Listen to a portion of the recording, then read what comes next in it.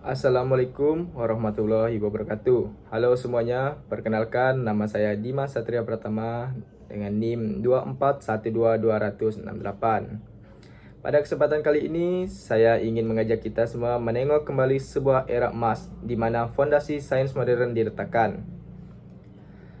Melalui poster biografi yang kita lihat, kita diperkenalkan kembali pada sosok jenius universal, yaitu Sina atau yang di dunia barat lebih dikenal dengan nama Avicenna.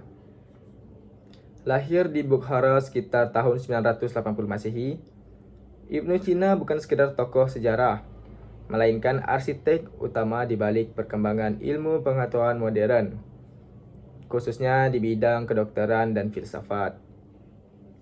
Jika kita mencermati poster tersebut, disebutkan dua karya monumental beliau, Al-Qanun fi Al-Tib atau The Canon of Medicine dan kitab As-Shifa atau The Book of Healing. Kedua kitab ini bukanlah sekedar catatan medis biasa, melainkan ensiklopedia komprehensif yang memadukan logika, sains natur, filsafat, dan metodologi praktis. Mari kita bedah kontribusi terbesar Ibnu Sina yang menjadi pilar dasar iptek modern hari ini, yaitu metode observasi, klinis, dan prosedur uji coba obat secara eksperimental. Sebelum era Ibnu Sina, dunia medis sangat bergantung pada spekulasi atau tradisi pengobatan tanpa pengujian yang ketat.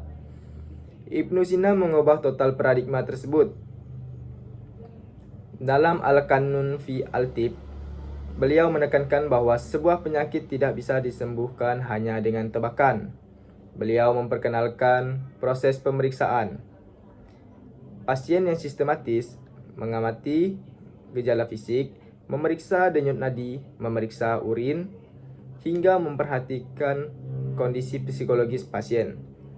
Lebih jauh lagi, Ibnu Sina adalah pelopor dari apa yang hari ini kita sebut sebagai clinical trials atau uji klinik obat. Beliau menetapkan syarat ketat dalam penguji obat baru, di antaranya yang pertama ada obat harus murni tanpa campuran bahan lain.